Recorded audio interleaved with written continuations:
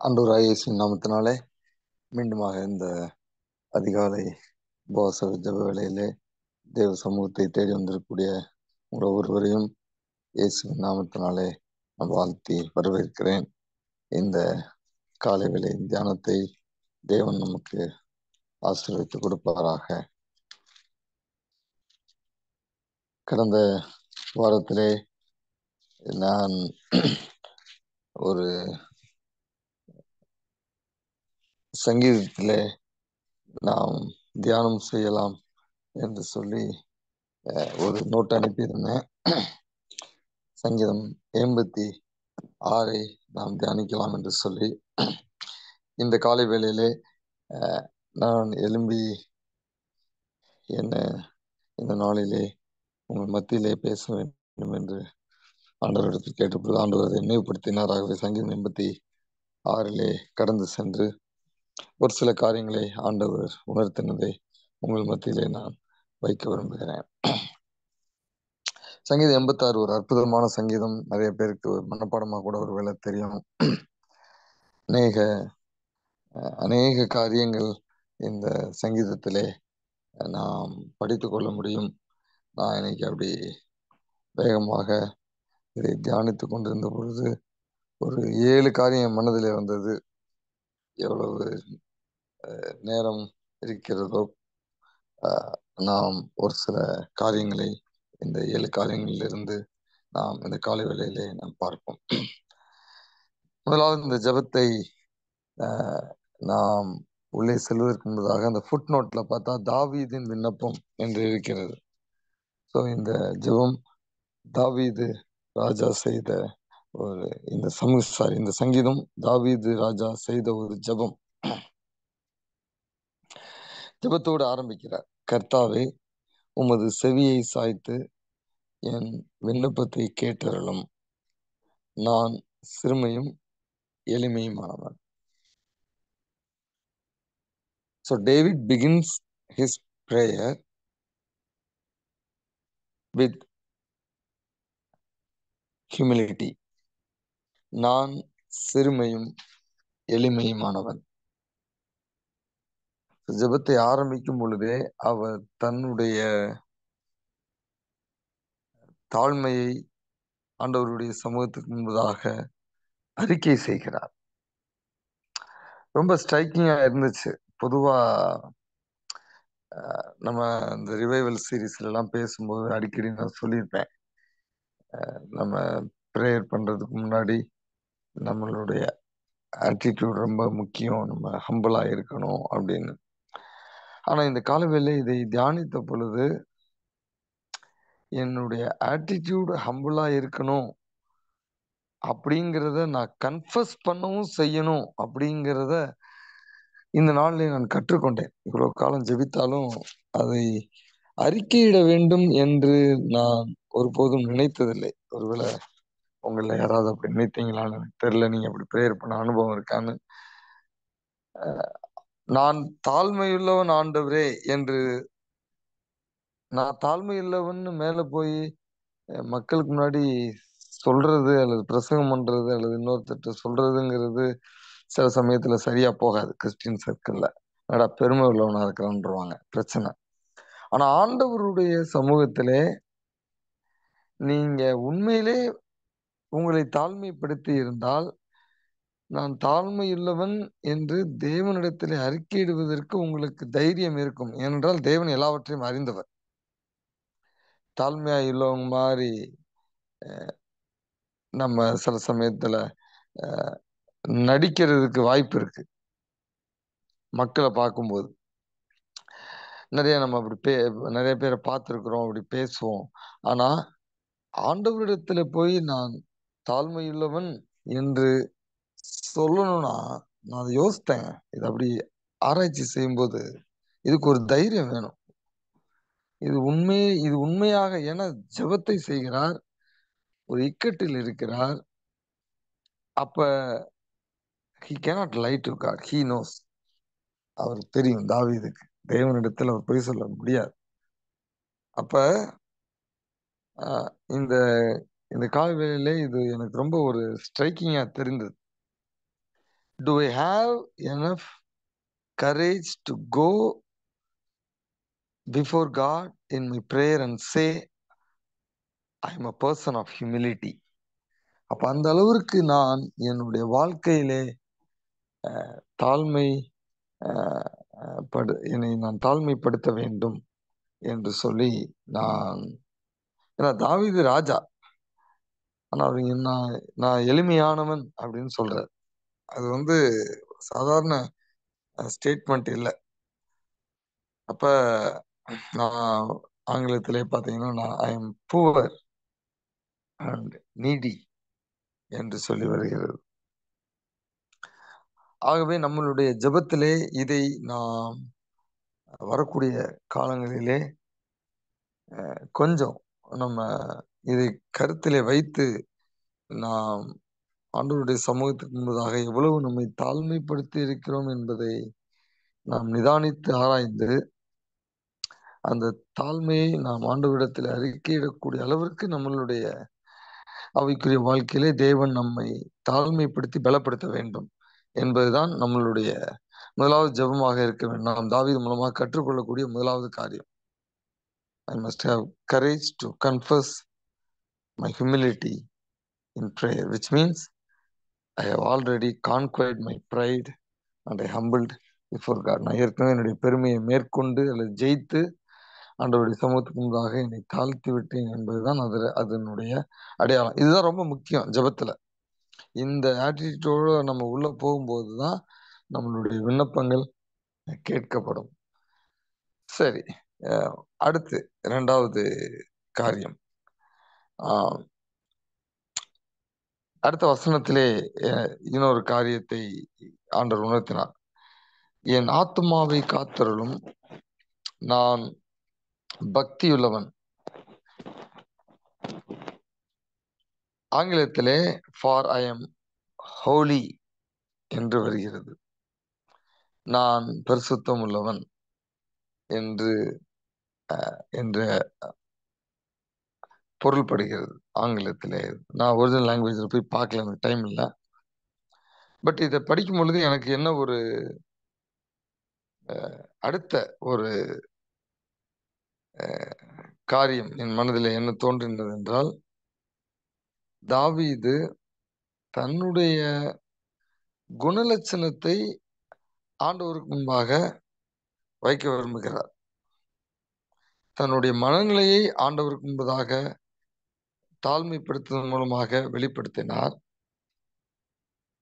இப்ப he is confessing his character to God.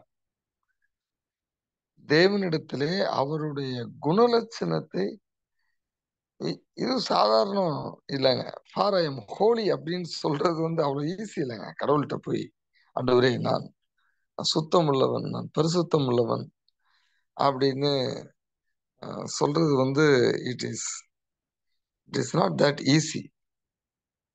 Before an all-knowing God, you go and confess to him that I am holy. அதுக்கும் ஒரு தைரியம் வேணும்ல. தாவீதுக்கு அந்த தைரியம் இருந்தது. அப்பனா அவர் பரிசுத்தமான வாழ்க்கையை அவர் வாழ்ந்து கொண்டிருக்கிறார் என்பதைத்தான் நாம் இந்த அறிக்கையிலிருந்து பார்க்கிறோம். நான் அடிக்கடி சொல்லுவேன், சமீபத்தில் all prayers are not equal அப்படின்னு சொல்லுவேன். ஒரு டிஃபிகல்ட் அல்லது ஈவன் கான்ட்ரவர்சியல் ஸ்டேட்மெண்ட் தான். ஏன் all prayers are not equal அப்படின்னா, கண்டிப்பாங்க இந்த இந்த இந்த பிரேயர்ல வந்து நம்ம என்ன சொல்றோம் அப்படிங்கிறதோட யார் கடவுள்கிட்ட போய் சொல்றோம் அப்படிங்கிறது ரொம்ப ரொம்ப முக்கியம். என்ன குணலட்சணத்தோடு நான் இருந்து தேவ சமூகத்திலே செல்லுகிறேன் என்பது ரொம்ப ரொம்ப முக்கியம். எப்படியும் இருந்துட்டு ஆண்டவர்கிட்ட போய் ஜெபம் பண்ணலாம். ஆண்டவர் கண்டிப்பா ஜெபத்தை கேட்பார். ஏன்னா வருத்தப்பட்டு பாரம் சுமக்கிறவர்களே நீங்கள் வாருங்கள், அப்ப நீங்க அந்த ஸ்டேட்ல இருக்கும்போதே என்கிட்ட வாங்கன்னு தான் சொல்றாரு. அது ஒண்ணு. அது வந்து ரொம்ப எலிமெண்டரி, ஒரு ஒரு kindergarten type of prayer. ஆனா ஆண்டவருடைய கிருபையினாலே என்னுடைய பாவங்களை மேற்கொண்டு நான் தூய்மையான ஒரு வாழ்க்கையை வாழ, ஒவ்வொரு நாளும் அதிலே முதிர்ச்சி அடைய அடைய, அதற்கு பிறகு நான் ஆண்டவருடைய சமூகத்தில் நின்று ஜெபிக்கும் பொழுது என்டையர்லி டிஃப்ரெண்ட்டுங்க. ரொம்ப டிஃப்ரெண்ட். ஆகவே தான் prayer, all prayers are not equal அப்படின்னு நான் சொல்றேன். ஜெபிக்கிறவங்களுடைய கேரக்டர் ரொம்ப முக்கியம். ஆண்டவர் எல்லா ஜெபங்களையும் கண்டிப்பாக கேட்கிற தேவன். ஆனா பதில் கொடுக்கிறதுல கண்டிப்பா வித்தியாசம் இருக்கும். ஆகவே தாவீது பக்தனிடத்திலிருந்து தெரிந்து கொண்ட இரண்டாவது காரியம், as I begin to pray, I should focus my own character and I must be willing to confess my character that I am holy or godly. ஒரு சில டிரான்ஸ்லேஷன்ல காட்லி அப்படின்னு மொழிபெயர்த்திருக்கிறாங்க. பயஸ் அந்த மாதிரி ஒரு ஒரு மீனிங் உள்ளது. இப்ப இரண்டாவது காரியத்திலே நாம் என்ன பார்த்து கொண்டிருக்கிறோம்? ஜெபிக்கிற என்னுடைய குணலட்சணம் மிக முக்கியம். மூன்றாவது, 5வது வசனத்தை நான் எடுத்துக்கொள்கிறேன். ஆண்டவரே, நீர் நல்லவரும் மன்னிக்கிறவரும், உம்மை நோக்கி கூப்பிடுகிற யாவர் மேலும் கிருபை மிகுந்தவருமாய் இருக்கிறீர். அப்ப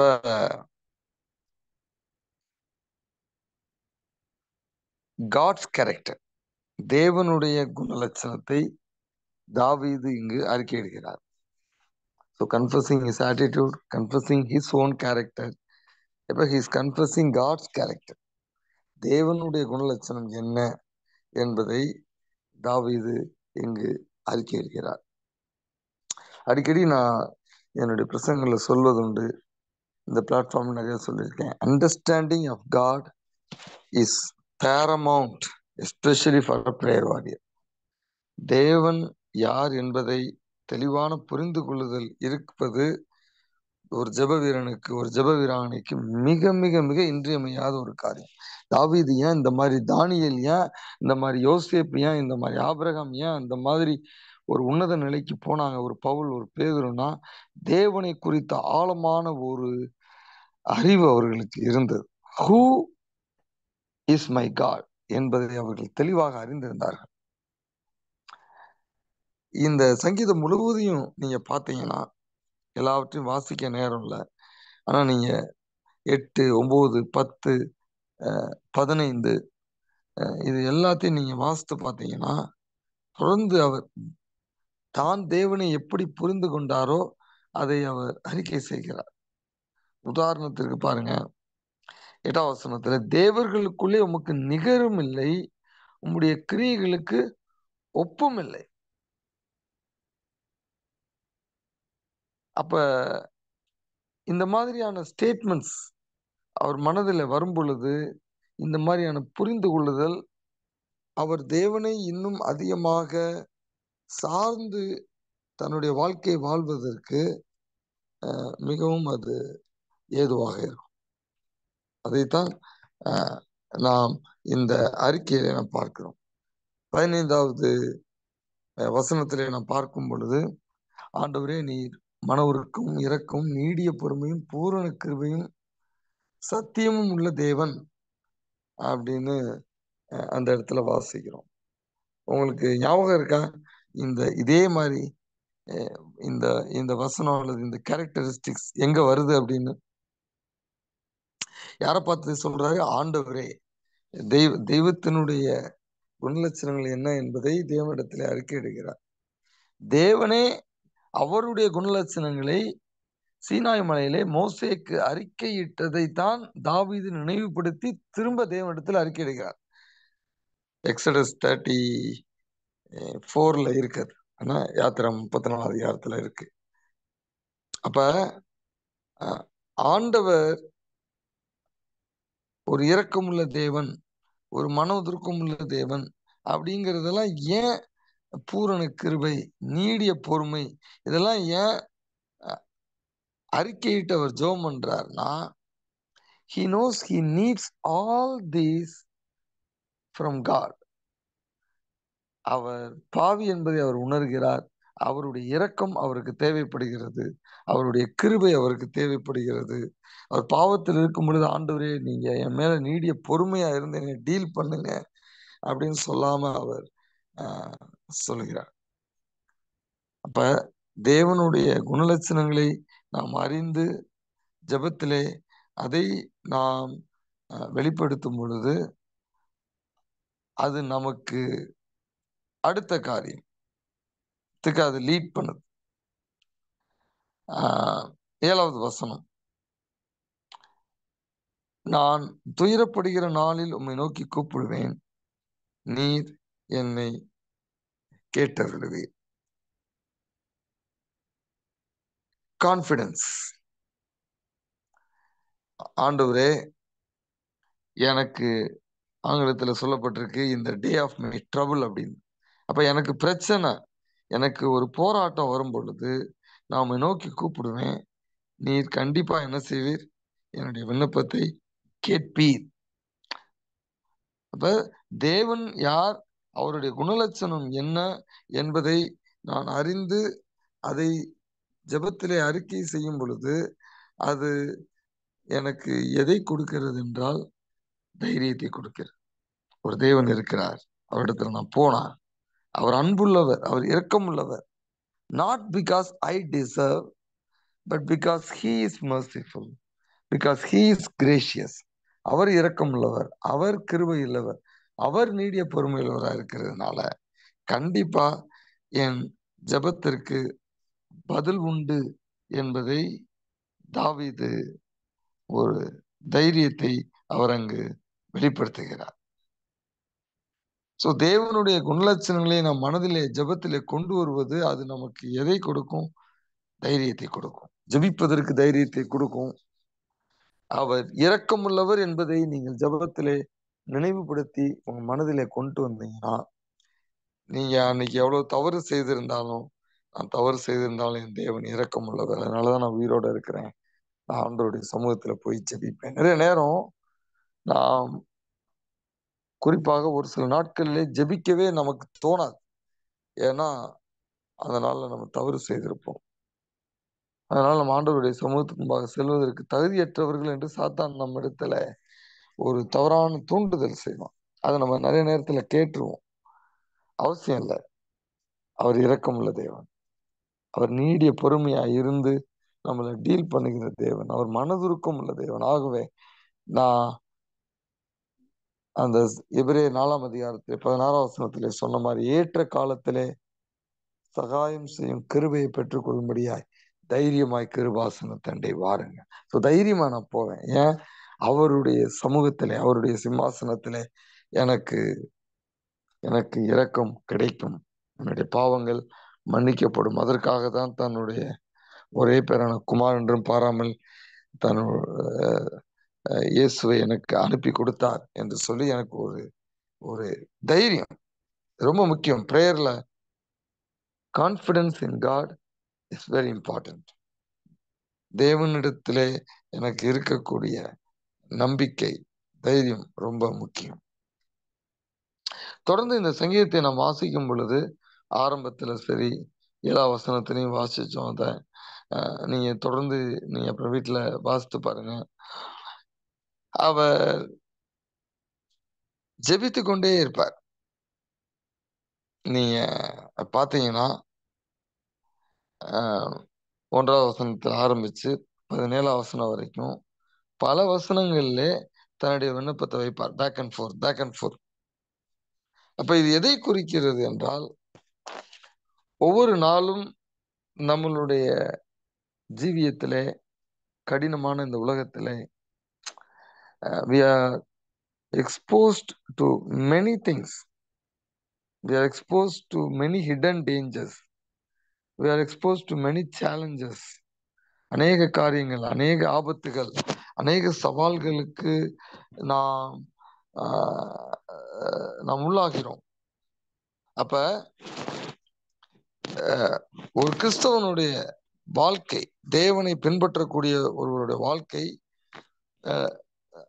ஒரு கண்டினியூல் பிரேயர் லைஃப் ஸ்டைலா இருக்கணும். அதைத்தான் தாவீதிடத்திலிருந்து நாம் இங்கு கற்றுக்கொள்கிறோம். அவர் ஜெபத்தை முடிக்கல, பேக் அண்ட் ஃபோர்த் அது இது அவர் மாத்தி மாத்தி சொன்னாலும் விண்ணப்பத்தை வைத்துக் கொண்டே இருக்கிறார் வெவ்வேறு விதத்திலே. அதைத்தான் நாம் பல இடங்களில் லூக்கா 18:1, 1 தெசலோனிக்கர் 5:17 எல்லா இடத்திலும் நமக்கு தெரிஞ்ச வசனங்கள். இடைவிடாமல் ஜெபியுங்கள், men not always to pray என்று லூக்கா 18:1 வாசிக்கிறோம். எப்பொழுதும் நம்ம சோர்ந்து போகாமல் ஜெபிக்க வேண்டும். அதுதான் அந்த ஒரு ஜெபம் என்கிற அந்த ஒரு வாழ்க்கை முறையாக அது எனக்கு மாறும் பொழுது, அது எனக்கு இருக்கக்கூடிய பயங்கள், எனக்கு இருக்கக்கூடிய அதைரியங்கள், எனக்கு இருக்கக்கூடிய கேள்விகள், தோல்வி மனப்பான்மைகள், நெகட்டிவிட்டி எல்லாவற்றையும் எடுத்து போடும். கர்த்தரை பார்த்து கொள்வார் என்கிற அந்த ஒரு அசைக்க முடியாத ஒரு நம்பிக்கை. நான் எல்லாத்தையும் எக்ஸ்பிளைன் பண்ணுவேன், எல்லாம் மேக்சிமம் எல்லாத்தையும் நான் ஒரே நாள் சொல்லி முடிக்கும்னு நினைக்கிறேன். நான் எக்ஸ்பிளைன் பண்ண விரும்பல. நீங்க நிறைய யோசிக்கலாம் இதை குறித்து. நான் ஒரு நாள் 24 மணி நேரம் இருக்குன்னா கிட்டத்தட்ட ஒரு 14, 15, 16 மணி நேரம் நான் அந்த நாளிலே நான் விழித்திருந்து செயல்படக்கூடிய அந்த காலங்களிலே, அந்த நேரங்களிலே தேவனுடைய சமூகத்தை எவ்வளவு நான் நாடுகிறேன் என்கிற ஒரு கேள்வி எழும்ப வேண்டும். அதுக்கு தான் இந்த பாயிண்ட்டை நம்ம பார்க்கிறோம். தொடர்ச்சியான ஒரு ஜெப வாழ்க்கை தாவீதுக்கு இருந்தது என்று பார்க்கும் பொழுது அது நம்மை சவால் செய்ய வேண்டும். என்னுடைய வாழ்க்கையிலே அனுதினமாய் என்னுடைய வாழ்க்கையை நான் பார்க்கும் பொழுது அவ்வப்பொழுது நான் ஜெபிக்கக்கூடிய அனுபவம் எனக்கு இருக்கிறதா? அப்படி இல்லாட்டினா நான் என்னுடைய வாழ்க்கை முறையை மாற்றிக்கொள்ள வேண்டும் என்பதைத்தான் ஆண்டவர் இந்த கால வேளையை நம்மோடு பேசுகிறார். அடுத்து நீங்க பாத்தீங்கன்னா ஒரு ரிடண்டன்ட் தீம், எல்லா சங்கீதத்திலையும் ஒரு ரிடண்டன்ட் தீம் இருக்கும். ஏன்னா ஜெபத்துல ஆரம்பிப்பாரு, கடைசியில பாத்தீங்கன்னா ஆண்டவரை துதிக்க ஆரம்பிச்சிருவார். இந்த ஜெபமும் அதற்கு ஒரு சான்றாக இருக்கிறது. அவர் எந்த அளவிற்கு தேவன் மேல் ஒரு நம்பிக்கை, ஒரு விசுவாசம் வைத்திருக்கிறார் என்பதை இந்த அறிக்கை சொல்லுகிறது.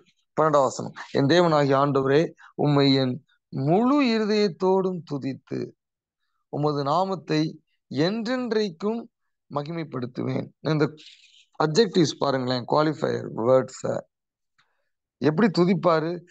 ஆப்ளிகேஷன்னால இல்லை, சரி கடவுளை துதிச்சாகணும், ப்ரேயர்னா நம்ம கடவுளை துதிக்கணும், துதிங்கிறது ஒன்று இருக்கணும். நிறைய ப்ரேயர்ல பார்க்கும் பொழுது ஒரு ஸ்டாண்டர்ட் ப்ரேயர் அப்படின்னா எடுத்தோடனே ஒரு துதி, ஒரு அந்த மாதிரி ஒரு ஆப்ளிகேஷன் இல்லை. முழு இருதயத்தோடு நான் துதிப்பேன், என்றென்றைக்கும் மகிமைப்படுத்துவேன். ஏதோ ஒரு இக்கட்டு வந்துச்சு, ஏதோ ஒரு ஆபத்துல இருந்து ஆண்டவர் என்னை விடுவிச்சார், அன்னைக்கு மாத்திரம் நான் ஆண்டவரை குளோரிஃபை பண்ணுவேன் இல்ல, என்றென்றைக்கும் மகிமைப்படுத்துவேன். இதுதான் தாவீதுனுடைய வாழ்க்கை. எந்த சூழ்நிலையாக இருந்தாலும் சரி, come what May, throw any circumstances to me, throw any challenge to me, என்ன சவால் வேணாலும் எனக்கு வரட்டும், ஆண்டவரை என் நாவிலாலே துதிப்பதை என்னால் விடவே முடியாது. அதுதாங்க ஒரு சீசன்ட் பிரேயர் வாரியனுடைய ஆட்டிடியூட். தாவீது ஆண்டவருடைய பிரசன்னத்திலே அவ்வளவு அதிகமாக நேரத்தை செலவழித்தபடினாலே அவர் எப்பொழுதும் தேவனை துதித்து அவரை மகிமைப்படுத்தினவராக இருந்தார். இதுக்கு ரொம்ப கிளாசிக்கல் எக்ஸாம்பிள் சாம் 30. நீங்க வீட்டுல வாசிங்க. சங்கீதம் 13 பயங்கரமா கேள்வியோட ஆரம்பிப்பார், வை அப்படின்னு, இல்ல சாரி, ஹவு லாங் அப்படின்னு, எது வரைக்கும் கர்த்தாவே, எது வரைக்கும், ரொம்ப அஜிடேஷனோடு, ரொம்ப மர்மரிங்கோடு, கம்ப்ளைனிங்கோடு போவார். ஆனா முடிக்கும் போது பாத்தீங்கன்னா அழகா ஆண்டவரை துதிச்சு முடிப்பார். அதுதான் அவர் ஆண்டவர் மேல் கொண்டிருக்கக்கூடிய ஒரு நம்பிக்கை நமக்கு அது சுட்டி காண்பிக்கிறது. கடைசியா பிரேயரை, கடைசி வசனத்தை நம்ம பார்ப்போம். டைம் ஆயிடுச்சு. கடைசி வசனத்துல, கர்த்தாவே நீர் எனக்கு துணை செய்து என்னை தேற்றுகிறதை என் பகைஞர் கண்டு வெட்கப்படும்படிக்கு எனக்கு அனுகூலமான ஒரு அடையாளத்தை காண்பியும். நீங்க ஆங்கிலத்துல வாசித்து பார்த்தீங்கன்னா அது அப்படியே உல்டாவா வரும். ஒரிஜினல் லாங்குவேஜ்ல உல்டாவா வரும். So David begins this psalm with prayer. கர்த்தாவே உங்கள் செவியை சாய்த்து என் விண்ணப்பத்தை கேட்டறலும். David ends this psalm with prayer. முடிக்கும் ஒரு ஜெபத்தை ஆரம்பிக்கிறாரு, முடிக்கும் போதும் விண்ணப்பத்தோட முடிக்கிறார். ஆரம்பிக்கும் பொழுது தாழ்மையோடு ஆரம்பிக்கிறார், முடிக்கும் போது எப்படி முடிக்கிறார் பாருங்க. ஆங்கிலத்துல நான் வாசிக்கிறேன், அப்பதான் கொஞ்சம் அந்த பாயிண்ட் சரியா படும். You have helped me and comforted me என்று வருகிறது. He is looking forward for that day when God is going to totally overthrow his enemies and bring him back his glory. தன்னுடைய சத்துருக்கெல்லாம் சிதறடித்து மீண்டுமாக அவருடைய மகிமையை நிலைநாட்டுவார் என்கிற அந்த ஒரு ஃபார்வர்ட் லுக்கிங் ஆட்டிடியூட். ஸோ இது எதை குறிக்கிறது? அவருடைய விசுவாசத்தை குறிக்கிறது, விசுவாசத்தை வெளிப்படுத்துகிறது. அதனாலதான் அவர் நன்றி சொல்றார். அப்ப நம்மளுடைய நீ நல்லா பாருங்க, அவருடைய சூழ்நிலை எந்த விதத்திலும் மாறல. ஜெபத்தை ஆரம்பிக்கிறாரு, ஜெபிக்கிறார், அவ்வளவுதான். தாவீதின் விண்ணப்பம். அவர் எதற்காக ஸ்பெசிபிக்கா அங்க ஜெபிக்க வந்தார் அப்படிங்கிறது நமக்கு கொடுக்கப்படல. நிறைய காமெண்டேட்டர்ஸ் நிறைய காரிய பேக்ரவுண்ட இது சொன்னாலும் நமக்கு அது போடப்படலை, கெஸ்ட் தான் எல்லாமே. ஆனா ஒரு காரியம், ட்ரபிள்ல இருக்கார். 7ஆம் வசனத்துல அதை படிக்கிறோம். ஒரு ஒரு பிரச்சனையில இருக்கிறாரு. அந்த பிரச்சனைக்கு இன்னும் சொல்யூஷன் வரல. ஆனா சொல்யூஷன் கொடுக்கிறவர் அவருக்கு தெரிந்ததுனால, சொல்யூஷன் கொடுப்பார் அப்படிங்கிறதுனால அவர் already he is in the thanksgiving mood. ஆண்டவர் பார்த்துக்குவாரு. ஆண்டவர் அப்ப அவர் எந்த அளவுக்கு போறார்னா, எனக்கு நீர் உதவி செய்வதோடு மாத்திரமல்ல, என்னை நீர் தேற்றுவீர், இந்த சூழ்நிலை என்னை நீர் பலப்படுத்துவீர் அப்படிங்கிற ஒரு நம்பிக்கையோடு ஆண்டவருக்கு நன்றி சொல்லி அவர் முடிக்கிறார். அதான் ரொம்ப முக்கியம். எதுக்கு ஜெபம் பண்றோம்? முக்கியமான ஒரு ஒரு ஆஸ்பெக்ட். எதுக்கு ஜெபம் பண்றோம்? அடுத்த செகண்ட் ஆண்டவர் எனக்கு பதில் தரணும் அப்படின்னு எதிர்பார்த்து ஜெபம் பண்ணி அந்த ஜெபத்திற்கு பதில் வரலங்கும் போதுதான் நிறைய பேர் ஜெபத்தை விட்டுறோம். அந்த ஜெபத்தை முழுமையா நம்புறது இல்லை. நம்ம எதுக்கு ஜெபிக்கிறோம்? ஆண்டவருடைய சமூகத்திலே போய் நம்மளுடைய தேவைகளை, நம்முடைய பிரச்சனைகளை, நம்மளுடைய அபாயங்களை, நம்மளுடைய போராட்டங்களை, நம்முடைய சவால்களை ஆண்டவருடைய சமூகத்திலே வைத்து அந்த சமூகத்திலிருந்து அல்லது அந்த பிரசன்ஸ், தேவனுடைய பிரசன்னத்திலிருந்து, தேவனுடைய சந்நிதியிலிருந்து வரக்கூடிய அந்த உன்னத பலனை, அந்த தைரியத்தை, அந்த ஆறுதலை நான் பெறுவதற்காக தான் ஜெபிக்க போகிறேன். Yes, I go to prayer because I need an answer. அதுல மாற்று கருத்து இல்லை. But we all know answer is not going to come immediately. அடுத்த செகண்ட் நமக்கு ஆன்சர் வரப்போறது இல்லை. அதனுடைய பாசிபிலிட்டி 99% ஆஃப் த டைம் இல்லை. இருக்கலாம், ஒரு சில சமயத்துல இருக்கலாம், பட் எல்லா டைமும் இல்லை. பிராக்டிக்கலா நமக்கு தெரியும். அப்ப ஜெபிக்கக்கூடிய ஒரு ஜெப வீரன், ஜெப வீராங்கனையினுடைய மனநிலை என்னவாக இருக்கணும்னா, ஆண்டவரே நான் ஜெபத்துக்குள்ள வர்றேன், இந்த சூழ்நிலை எப்படி மாறுமோ எனக்கு தெரியல, ஆனா யூ ஆர் சாவரின் காட், நீ எல்லாவற்றையும் கட்டுப்படுத்துகிற தேவன், இதையும் நீர் கட்டுப்படுத்துவீர். இந்த சூழ்நிலை கடப்பதற்கு தேவையான பலன், ஆறுதலை நான் ஜெபித்து முடிக்கும் பொழுது உன்னதத்திலிருந்து நீர் கொடுப்பீர், அதை நான் பெற்றுக்கொள்வேன், அதற்காக நன்றி. இந்த மனோ நிலையோடு நான் ஜெபித்தால் என்ன பதில் வந்தாலும் நீங்க கடந்து போயிருவீங்க. இன்னைக்கு நிறைய பேர் ஜெபிக்காததுக்கு முக்கியமான காரணம் நான் கடைசியா சொன்ன மிக முக்கியமான இந்த ஒரு கருத்து. Don't expect God to be an ATM machine. He is not. ATM மிஷின்ல தான் போட்டு கார்டு போட்டவொடனே பணம் வரும். ஆண்டவர் அப்படி பதில் கொடுக்கறது இல்லை. நமக்கு எல்லாருக்கும் நல்லா தெரியும். அங்க இருக்கிற எல்லாருமே நிறைய ஜெபம் பண்ணியிருக்கோம். ஜெபம் பண்ணிக்கிட்டே இருக்கிறோம். நிறைய பதில் வராத ஜெபங்கள் இருக்கு. ஆனா ஒவ்வொரு நாளும் பதில் வராத பொழுது ஆண்டவரிடத்திலே பலனை, ஆண்டவரிடத்திலே தைரியத்தை, ஆண்டவரிடத்தில் அந்த சூழ்நிலையை சந்தித்து சாதிக்கக்கூடிய மனநிலையை தான் நான் கேட்க வேண்டும். அதைத்தான் தாவீது இங்கு அறிக்கையாக வெளிப்படுத்துகிறார். அப்ப என்னுடைய ஜெப வாழ்க்கையிலே இந்த காலை வேளையிலே அநேக காரியங்களை நாம் பார்த்தோம். சோர்ந்து போய் இருக்கிறோமா? ஜெபித்து ஜெபித்து பதில் கிடைக்கவில்லை என்று சோர்ந்து போய் இருக்கிறோமா? Perhaps God is trying to teach us something even deeper. இன்னும் ஆழமா அவரை குறித்து, அவர் மேல் நீங்கள் எவ்வளவு சார்ந்திருக்க வேண்டும் அல்லது அவரை எவ்வளவு நம்ப வேண்டும் என்பதை குறித்து தேவன் உங்களுக்கு ஒரு வேளை கற்றுக் கொடுத்து கொண்டே இருக்கலாம். ஆண்டவரிடத்திலே இந்த கால வேளையை உங்களை ஒப்பு கொடுங்க. தேவ சமூகத்திலே நம்மை தாழ்த்துவோம், கண்களை மூடுவோம், நம்முடைய ஜெப வாழ்க்கையை ஆராய்ந்து பார்ப்போம். என்னுடைய ஜெப வாழ்க்கை எப்படி இருக்கிறது? என்னுடைய ஜெப வாழ்க்கை என்னுடைய குணலட்சணத்தோடு தாவீதை போல கலந்து ஜெபிக்கக்கூடிய அளவிற்கு ஒவ்வொரு நாளும் நான் இயேசுவை போல மாறிக்கொண்டே இருக்கிறேனா? அது தேவனிடத்திலே அறிக்கையிடக்கூடிய அளவிற்கு என்னுடைய வாழ்க்கை முறையை நான் நடத்தி கொண்டு இருக்கிறேனா? என்னுடைய வாழ்க்கையை நடத்தி கொண்டு இருக்கிறேனா? I am Holi, I am blameless என்று சொல்லக்கூடிய அளவிற்கு ஆண்டவருடைய சமூகத்திலே நான் போய் நின்று அறிக்கையிடக்கூடிய அளவிற்கு என்னுடைய வாழ்க்கை நான் வாழ்ந்து கொண்டிருக்கிறேனா? ஆண்டவர் நம்மிடத்தில் அதை எதிர்பார்க்கிறார். தாவீதிடத்தில் எதிர்பார்த்த தேவன் நம்மிடத்தில் எதிர்பார்க்கிறார். நம்முடைய வாழ்க்கையை யோசித்து பார்ப்போம்.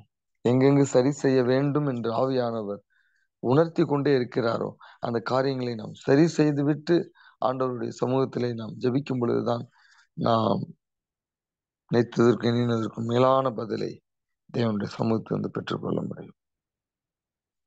தேவனுடைய குணலட்சணங்களை குறித்த ஆழமான ஒரு நம்பிக்கை இருக்கிறதா? புரிந்து கொள்ளுதல் இருக்கிறதா? அல்லது ஏனோ தானோ என்று ஜெபிக்கிறோமா? தேவ சமூகத்தில் நாம் செல்லும் பொழுது அவர் எப்படிப்பட்ட தேவன் என்பதை நாம் அறிந்து அவருடைய சமூகத்திற்கு செல்கிறோமா? நீர் ஒருவரே தேவன், யூ அலோன் ஆர் காட். ஆகவே நீர் மகத்துவம் உள்ளவரும் அதிசயங்களை செய்கிறவருமா இருக்கிறீர் என்று 10ஆம் வசனத்தில் சொல்ற. இந்த அளவுக்கு அவர் அதிசயங்களை செய்கிற தேவன். ஆகவே என்னுடைய வாழ்க்கையிலும் அதிசயத்தை செய்வார். செய்கிறவரை எனக்கு பலனை கொடுப்பார், எனக்கு தைரியத்தை கொடுப்பார், என்னை ஆறுதல் படுத்துவார், என்னை தேற்றுவார் என்கிற அந்த ஒரு கான்பிடன்ஸ் உங்களுடைய ஜெப ஜீவியத்திலே நீங்கள் நீங்க கற்றுக்கொள்ள வேண்டும். எவ்வளவு காலம் ஆயிருந்தாலும் பரவாயில்லைங்க. உங்களுடைய விண்ணப்பத்திற்கு ஆண்டவர் அமைதியாவே இருக்கிறாரா? எவ்வளவு காலமா இருந்தாலும் பரவாயில்லைங்க. 30 வருஷமா நான் ஒரு ப்ரேயர் பண்ணிட்டு இருக்கேன், இன்னும் ஜெபம் கேட்கப்படல. ஆனா ஒரு நாளும் தேவன் மேல் வைத்திருக்கக்கூடிய நம்பிக்கை எனக்கு போகாது. அதனால அது எனக்கு இது ஜெபிச்சு என்ன பிரயோஜனம்னு என்னை ஜெபத்துல சோர்வுபடுத்தாது. இன்ஃபேக்ட் அது இன்னும் கிடைக்கவில்லை என்று சொல்லி இன்னும் அதிக ஆர்வத்தோடும் ஒவ்வொரு நாள் எழும்பும் பொழுது வேகத்தோடு தான் நான் ஜெபிக்கிறேன். நம்ம எல்லாருக்கும் ஆண்டவர் அப்படி ஒரு காரியத்தை வைத்திருப்பார். Because it is the only way he can draw us to him again and again and again. நம்ம உங்க வாழ்க்கைய முன்னாடி பாருங்க, நல்லா இருந்திருக்கும். அப்ப நீங்க ஆண்டவரிடத்துல அதிகமா ஜெபிச்சிருக்க மாட்டீங்க, ரொம்ப நேரம் செலவழிக்கும். அப்படி ஜெபிச்சுன்னா அது ரொட்டீனா இருந்திருக்கும். ஆனா இன்னைக்கு ஒரு பிரச்சனை இருக்கு உங்களுக்கு. அந்த பிரச்சனை இருக்கிறதுனாலதான் நீங்க ஆண்டவரிடத்துல அடிக்கடி போறீங்க. அந்த பிரச்சனை இருக்கிறதுனாலதான் நீங்க ஆழமா ஜெபிக்கிறீங்க, ஒரு ஒரு எதிர்பார்ப்போடு ஜெபிக்கிறீங்க, கண்ணீரோடு ஜெபிக்கிறீங்க. நீங்க உங்களுடைய ஆவிக்குரிய வாழ்க்கையிலே அவர் எதிர்பார்க்கிற முதிர்ச்சி அடைஞ்சிட்டீங்கன்னா ஆண்டவர் வானத்தின் மதில்களை திறந்து விடுவார், உங்கள் விண்ணப்பத்தை கேட்டு விடுவார். So take it positive. The situation remains, இந்த சூழ்நிலை, இந்த போராட்டம், இந்த சவால் எனக்கு தொடருவதற்கு நோக்கம் பிரச்சனையை கொடுக்கிறவங்கள்ட்ட இல்ல, நான் இன்னும் ஆண்டவரிடத்துல அதிகமாக நெருங்கி சேர வேண்டும் என்று ஆண்டவர் விரும்புகிறார் என்பதனால் தான் இன்னும் இந்த பிரச்சனையை தள்ளாம இருக்கிறார், ஜெபித்து பதில் கொடுக்காம இருக்கிறார் என்று. எல்லாமே உங்களை தான் நீங்க பார்க்கணும். நம்ம எல்லாமே அடுத்தவங்களை பார்க்க கூடாது. அவங்க இப்படி செய்யறாங்க, இப்படி இல்ல. இது நிமித்தமாக ஆண்டவர் என்னை எப்படி மாற்ற விரும்புகிறார் கிறிஸ்துவை போல. நம்ம ஆண்டவரை இந்த காலை வேளையில யார் யாரெல்லாம் நம்முடைய சமூகத்திலே தங்களை ஒப்பு கொடுத்து சங்கீதக்காரனோடு இணைந்து தங்கள் வாழ்க்கையை ஒப்பிட்டு ஒரு சில காரியங்களிலே நான் பின்ன இருக்கிறேனே, இந்த காலை வேளையில நான் நிறைய உணர்ந்த ஆண்டவரே, இந்த மாதிரி எல்லாரும் உணர்வாங்க என்று நான் நினைக்கிறேன். நம்மள ஆண்டவரே அப்படி உணர்வோடு ஜெபிக்கக்கூடிய ஒவ்வொருவருடைய உள்ளத்துக்குள்ளாக தேவனுடைய வல்லமை கடந்து செல்லட்டும், அவர்களை பலப்படுத்தட்டும் ஆண்டவரே. உங்க கிருபை, உங்க புயம் அவர்கள் மேல் இருக்கட்டும் ஆண்டவரே. அதிகாலையிலே ஆண்டவரே, உம்முடைய உம்முடைய the the arm would be early in the morning என்று சொல்லி with him early in the morning என்று சொல்லி நான் வாசிக்கிறோமே. உம்முடைய புயம் இந்த அதிகாலை வேளையில் உம்முடைய பிள்ளைகள் மேல் இருப்பதாக என்று ஜெபிக்கிறேன். பிள்ளைகளை ஆசீர்வதிங்க என்று ஜெபிக்கிறேன். அவர்கள் இந்த நாளிலே கேட்ட வார்த்தைகளின் அடிப்படையிலே நல்ல தீர்மானங்களை எடுத்து தங்களுடைய அவைக்குரிய வாழ்க்கை, தங்களுடைய ஜெப வாழ்க்கை ஆண்டவரை இன்னும் என்ஹான்ஸ் பண்ணுவதற்கு தேவையான மாற்றங்களை செய்து கொள்வதற்கு வேண்டிய கிருபைகளை நீர் கொடுக்க வேண்டும் என்று இயேசுவின் நாமத்தில் ஆசீர்வதித்து ஜெபிக்கிறேன். அன்புள்ள தேவனே, தொடர்ந்து என்னென்ன தனிப்பட்ட தேவைகளோடு ஆண்டவரை பிள்ளைகளுமே நோக்கி ஜெபித்துக் கொண்டிருக்கிறார்களோ அந்த விண்ணப்பங்களுக்கு ஆண்டவரே அவர் நினைத்திற்கு மேலாக பதில் கொடுப்பீராக என்று ஜெபிக்கிறோம். அன்புள்ள தேவனே, குறிப்பாக ஆண்டவரே குடும்ப சூழ்நிலை நிமித்தமாக ஜெபிக்கக்கூடிய பிள்ளைகள் இருக்கலாம். இயேசுவின் நாமத்தில் ஆண்டவரே, குடும்பத்திலே ஆண்டவரே ஒருவேளை கணவன் மனைவி உறவாக இருக்கலாம், அல்லது பிள்ளைகள் பெற்றோர் உறவாக இருக்கலாம், அல்லது இன்லாஸ் ரிலேஷன்ஷிப்பா இருக்கலாம். What ever it may be, ஆண்டவர் பிள்ளைகளுக்கு ஒரு விடுதலையை கொடுப்பீராக. இயேசுவின் நாமத்தில் ஆண்டவரே அந்த சூழ்நிலைகளை மாற்றுவீராக. உறவுகளிலே ஆண்டவரே அன்பை ஊற்றி ஒரு மேம்பாட்டை கொடுப்பீராக என்று ஜெபிக்கிறோம்.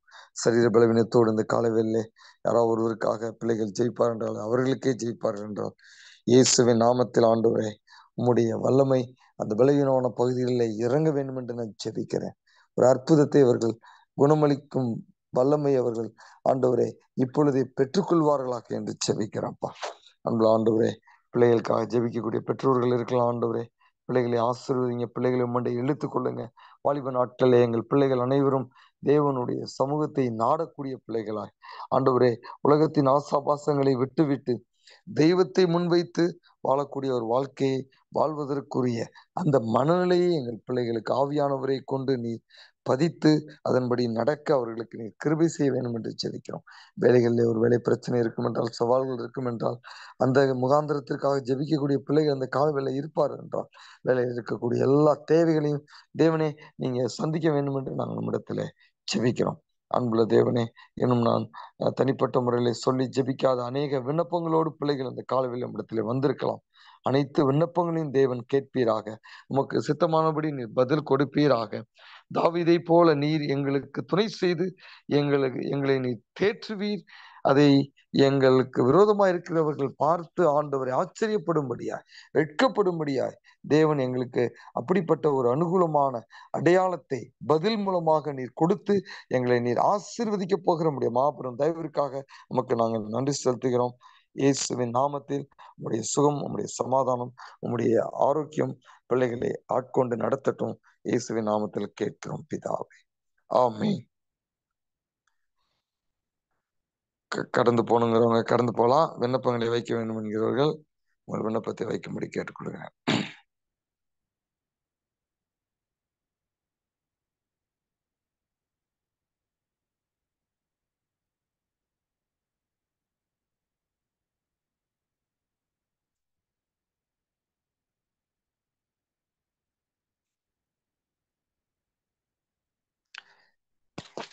ஆண்டவருடைய 2 ஊழியக்காரர்கள் எங்களுடைய தேசத்திற்கு வர்றாங்க.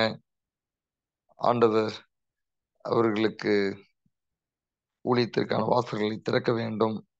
அதற்காக நான் ஒரு சில இடத்திலே பேசும்பொழுது அவருடைய இருதயத்தை தேவன் திறக்க வேண்டும் என்று சொல்லி ஒரு சகோதரி ஜெபிக்க கேட்டுக்கொண்டிருக்கிறாங்க. நம்மள ஆண்டவரே, அருமையான சகோதரனுடைய விண்ணப்பத்திற்கு அவருடைய சமூகத்திலே வைக்கிறோம். தேவன் தாமே அவருடைய இருதயத்தின் ஆழத்தில் இருக்கக்கூடிய வாஞ்சை, உடைய ஊழியத்தை குறித்த ஒரு பாரத்தை அறிந்திருக்கிறீர். தகப்பனே, நீர் எந்த நோக்கத்திற்காக அந்த ஊழியக்காரர்களை இந்த தேசத்திற்கு அழைத்து செல்கிறீரோ, அந்த நோக்கம் எப்படி நிறைவேற வேண்டும் என்று விரும்புகிறீரோ, எந்தெந்த இடங்களெல்லாம் யார் யாரையெல்லாம் நீர் சந்திக்க வேண்டும் என்று விரும்புகிறீரோ, கர்த்தாவே, அந்த இடங்களுக்கு வாசல்களை திறப்பீராக. அதற்காக சகோதரி இருக்கக்கூடிய முயற்சிகளிலே தேவ கிருபை இருக்கட்டும். சரியான வார்த்தைகளை கொடுங்க. ஆண்டவருடைய ஆசீர்வாதம் இந்த காரியத்திலே உம்முடைய சித்தத்தை நிறைவேற்றுவதற்காக விளங்கட்டும். நன்றி செலுத்துகிறோம். உங்களுடைய ஜெபத்தை கேட்டதற்காக இயேசுவின் நாமத்தில் கேட்கிறோம் பிதாவே, ஆமென்.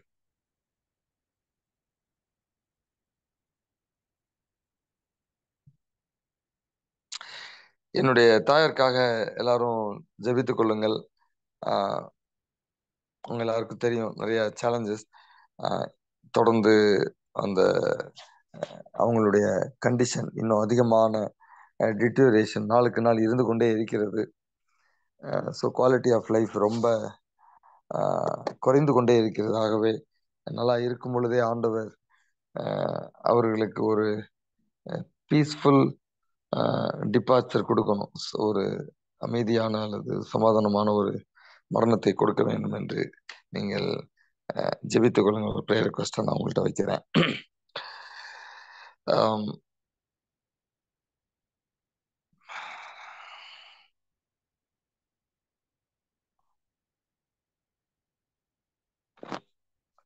நம்மள ஆண்டவரே, இந்த காலவேளையிலே நாங்கள் உம்முடைய சமூகத்தில் எங்களை மீண்டுமாக தாழ்த்துகிறோம்.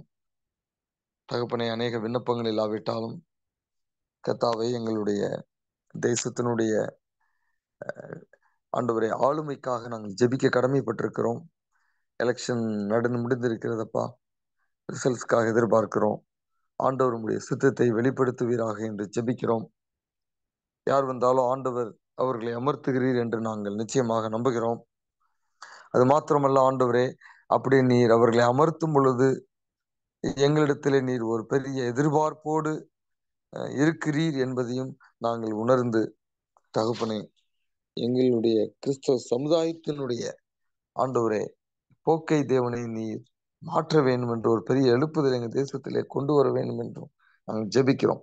ஆண்டவரே, நீர் இந்த அடுத்த 5 ஆண்டுகள் ஆண்டவரே, நீர் யாரை கொண்டு வருகிறீரோ அவர்களை கொண்டு வரும் பொழுது ஒரு பெரிய நோக்கத்தோடு கொண்டு வர போகிறீர் என்பதை நிச்சயமாக பலமுறை நான் உணர்கிறேன்.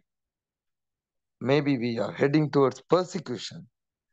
ஒரு பெரிய ஆபத்து காலத்தை நோக்கி நாங்கள் கடந்து சென்று கொண்டிருக்கிறோம். அந்த உணர்வே இல்லாமல் கிறிஸ்தவ சமுதாயம் நிறைய நேரம் உலக பிரகாரமாக வாழ்ந்து கொண்டிருப்பதை நீ பார்த்து வேதனைப்படுகிறீர்.